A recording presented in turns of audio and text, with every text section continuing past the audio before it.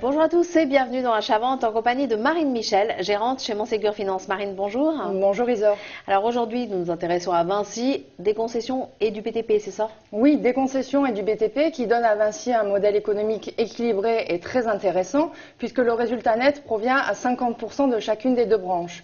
Aujourd'hui, Vinci bénéficie d'une forte exposition à l'international qui dynamise sa croissance avec 40% de ses facturations qui sont réalisées hors de la France. Et puis il y a également un carnet de commandes de 30 milliards d'euros qui est équivalent à 75% de son chiffre d'affaires. Alors regardons un peu plus les chiffres. Qu'est-ce que ça a donné en 2013 et puis surtout, quelles perspectives pour 2014? 2013 a été meilleur qu'anticipé et pour 2014, les dirigeants sont relativement prudents puisqu'ils visent une stabilité du chiffre d'affaires sous l'impulsion une nouvelle fois de la croissance du trafic aérien et également une progression du trafic autoroutier. Et puis pour les marges, elles devraient progresser légèrement grâce aux restructurations qui ont été opérées dans la construction notamment. Alors justement, tout évolue un petit peu en ce moment. Il y a des négociations par exemple qui sont en cours pour un allongement des concessions autoroutières. Est-ce qu'il y a une incidence sur Vinci?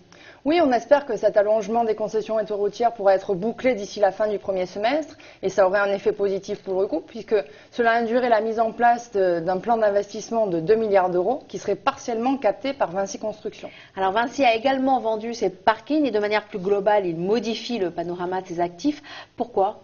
Il y a une rotation sur les actifs qui est destinée à dynamiser la croissance du groupe.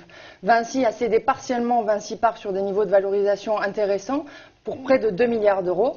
Et cette marge de manœuvre qui lui est donnée financièrement pourrait lui permettre de faire des acquisitions à nouveau dans les concessions aéroportuaires suite à l'intégration des aéroports portugais ANA et à la montée au capital d'Aéroports de Paris à hauteur de 8%. D'accord. Et est-ce que Vinci, qui était réputé pour son dividende, est-ce que c'est une politique qui va se poursuivre? Oui, c'est vrai que Vinci distribue 50% de ses bénéfices nets, donc c'est un groupe plutôt généreux avec l'actionnaire. Aujourd'hui, le rendement est autour de 3%.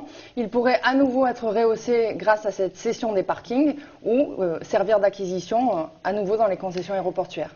Donc si je vous suis bien, Vinci est une valeur à avoir en fonds de portefeuille. Oui, c'est un groupe qui est bien dirigé, qui offre du rendement, une dynamique de croissance qui devrait s'améliorer, donc nous sommes positifs sur le groupe. Alors vous êtes à l'achat sous combien? Nous sommes à l'achat sous 47 euros. Marine, merci. Merci Isor.